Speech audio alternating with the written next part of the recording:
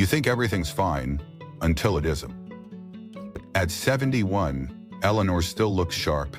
Same silver curls, same warm smile, but something about the way she moved had changed. Her daughter noticed it first. Eleanor seemed to shrink inside her clothes. She stopped finishing meals, took more naps, drifted mid-conversation. But when asked, she just smiled and said, "I'm fine, sweetheart."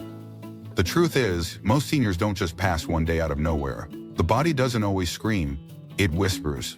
And if you know how to listen, you can hear the quiet signs it's giving you, long before a crisis hits. These aren't guesses. These are signs backed by real science, observed by doctors across Europe and America. So if you're over 65, or you care about someone who is, this could be the most important video you watch this year. Because in the next few minutes, we're going to explore 6 powerful but subtle health clues that often show up a year before serious decline, or even death. And no one talks about them. But you need to know, because the earlier you recognize them, the more time you have prepare, support, and hold on to what matters most. Now, before we begin, if this kind of insight matters to you, if you value elderly reflections, life lessons from the elderly, and honest talk about aging, please consider liking this video and subscribing. It helps us keep bringing senior health, motivation, and inspiration straight to you. Now let's begin. It started for George with his belt. He was 82, still drove himself to church, still told the best jokes at Sunday dinner, but one day he noticed his pants felt loose. No change in appetite, no new diet, but the weight was falling off. He lost 14 pounds in 3 months, and no one noticed, except his mirror. Sign 1, unintentional weight loss. This isn't about trying a new diet or skipping dessert. This is when your body starts letting go without you asking it to. Studies from the Journal of the American Geriatric Society show that unplanned weight loss after 70 is a red flag, not just for muscle loss, but for serious underlying issues, chronic illness, nutritional malabsorption, even cancer or early kidney failure. And more than that, it's the body's way of saying, "I don't need as much anymore." George stopped asking for seconds, said his favorite foods tasted funny. His daughter brought smoothies, protein shakes. He drank a few sips, then left the rest, because it wasn't about food. It was about a body shifting towards stillness. If someone you love is eating less, losing weight without trying, or saying things don't taste right anymore, don't dismiss it. Notice, ask gently, bring it up with your doctor. Because this isn't about vanity, this is about vitality, and when it fades, it often doesn't come back. Now imagine this. Sign: constant fatigue and unexplained weakness. We all get tired, but this isn't regular tired. This is sitting down halfway through getting dressed. This is skipping family gatherings because I just don't feel like it. This is sleeping more, doing less, and not bouncing back. In a large study from the British Medical Journal, seniors who report persistent fatigue are at significantly higher risk of mortality within the next year. Why? Because chronic tiredness often signals heart inefficiency, reduced lung capacity, or low oxygen circulation to muscles. But it's also emotional. When Eleanor stopped walking to her mailbox, it wasn't because she couldn't. It was because she didn't want to fight the slope anymore. She was saving her strength. For what? No one asked. But she was tired. Not from the walk, from everything. Your loved one might say, "I'm just resting more lately." But if naps become the new normal, if a once chatty parent now sits in silence, it's time to listen to what they're not saying out loud. Their body may be preserving energy for what comes next. These signs aren't meant to scare you. They're meant to wake you up, because if you see them early enough, you can help, whether it's finding better care, making them comfortable, or simply sitting beside them with presence instead of panic. In the next part, we'll go deeper into signs that are harder to talk about. Mental fog, withdrawal, the kinds of changes that make you feel like your loved one is still there, but fading quietly. But for now, if you felt a tug reading this, if a name or face came to mind, please drop a comment and share where you're watching from. We're building a community that supports each other through the journey after 70. And if you haven't yet, click like, subscribe, and turn on that bell. We'll be here to walk with you every step of the way. There's a moment many families miss, not because they don't care, but because they don't know what they're seeing. Your father tells the same story twice in 1 hour. Your aunt stares blankly at her plate at Thanksgiving, forgetting whose home she's in. At first you smile it off. Oh, that's just age. But then the gaps grow, and something deeper begins to unfold. Signed by some of us, confusion and emotional withdrawal. This isn't just about forgetting where the keys are. This is forgetting where they are. When someone you love starts pulling away, not physically but emotionally, it's not always sadness. Sometimes it's the brain trying to protect what little clarity it has left. In the months before her passing, Helen, she was fading, gently. Doctors at the Mayo Clinic have noted that subtle cognitive decline is one of the earliest signs of terminal decline. This doesn't always mean dementia. Sometimes it's simply reduced blood flow to the brain, slowed oxygen, a brain no longer firing at full strength. You'll see it in small ways. They forget names, dates, even faces. Conversations tire them out. Crowds overwhelm them. They pull back not because they don't love you, but because they're overwhelmed by everything. And this hurts. It hurts to watch someone become quiet, to see joy replaced by a stare. But this is not the moment to fix. It's the moment to soften, sit beside them, talk less, touch more. Because in those final seasons, connection doesn't come from remembering, it comes from presence. Then comes a shift that no one wants to see, but everyone must prepare for. Your loved one, who never used to get sick, now battles a cold every other week. A small bruise turns purple and lingers. A UTI doesn't go away with one round of antibiotics. Frequent infections and slowed healing. It's not just a coincidence. It's not just bad luck this season. It's the immune system waving a white flag. After 70, the body's defenses begin to weaken. But when someone enters their final year, those defenses often start collapsing altogether. The National Institute on Aging confirms that a noticeable uptick in infections, especially those that don't heal properly, is a major predictor of mortality in the coming year. Think of it like this. The body, once a fortress, has left its gates. White blood cells slow, skin thins, circulation declines. Even a paper cut can take weeks. A mild flu becomes pneumonia. A bladder infection sparks confusion, fever, delirium. And here's the hardest part. It's not just the illness. It's what the illness reveals. That the body is no longer fighting back like it used to. That what once was a small setback now feels like a mountain. Take Frank, 85. He'd always been strong, a former firefighter, tough as nails. But last winter, a cold turned into a chest infection. 3 rounds of antibiotics, hospital stay, oxygen. He never quite bounced back. The cough stayed, the weight dropped, and for the first time, Frank said, "I'm tired." If someone you love keeps getting sick again and again and seems slower to recover each time, it's not just age. It's a signal. They're tired. Their body is too. And this is the time to stop pushing for healing and start creating comfort. Fresh air, clean linens, quiet mornings, gentle care. Because when healing slows, love becomes the medicine. It's strange, isn't it? How a small change, like skipping lunch or falling asleep in the chair again, can carry so much meaning. But when you learn to look closely, these quiet signs don't scare you, they guide you. They say, be here now. Because while there's still time, there's still something sacred to hold.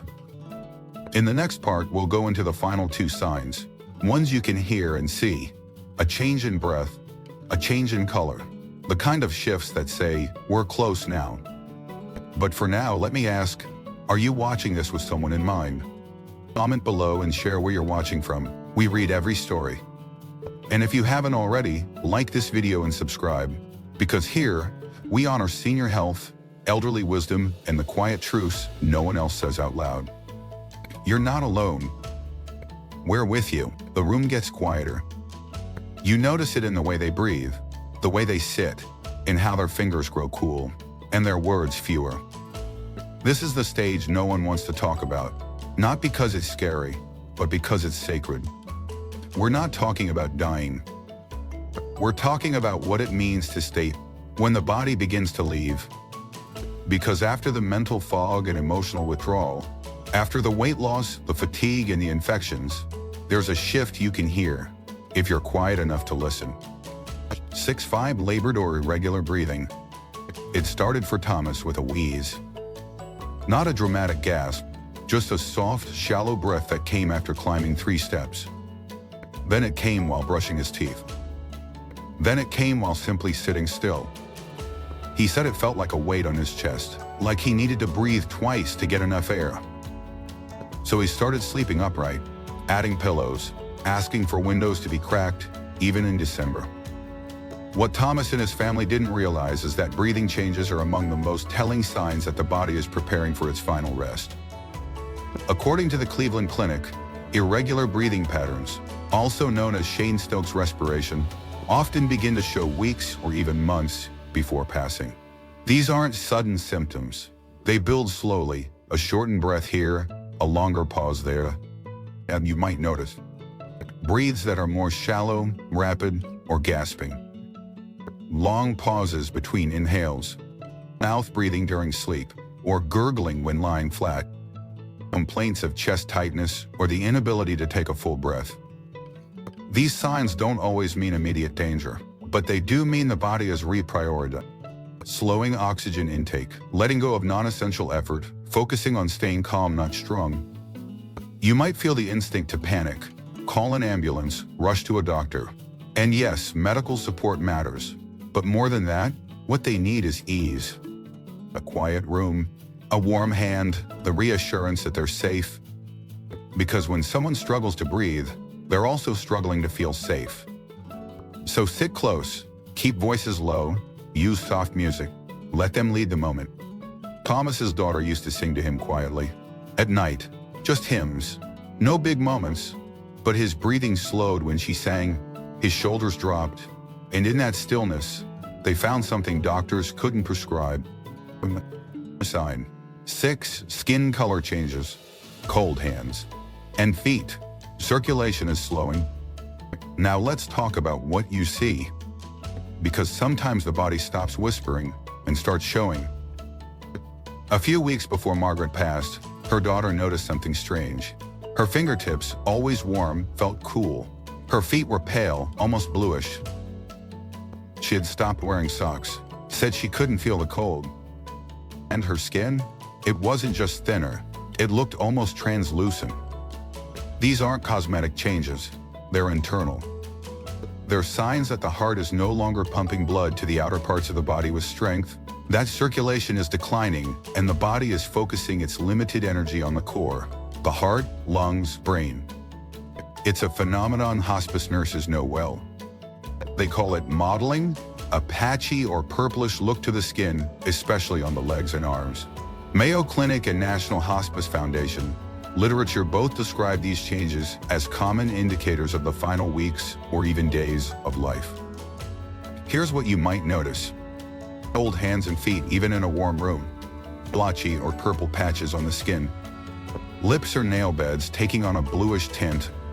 Skin that bruises easily or appears paper thin. These are not signs to fear. They are signs to witness.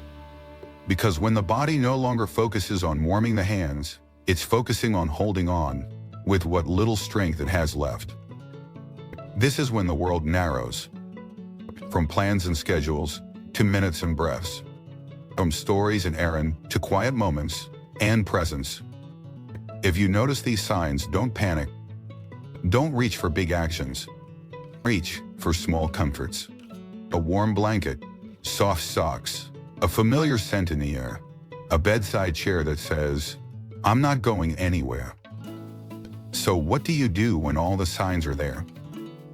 This is the question families ask with trembling voices. They want to know, how do I help?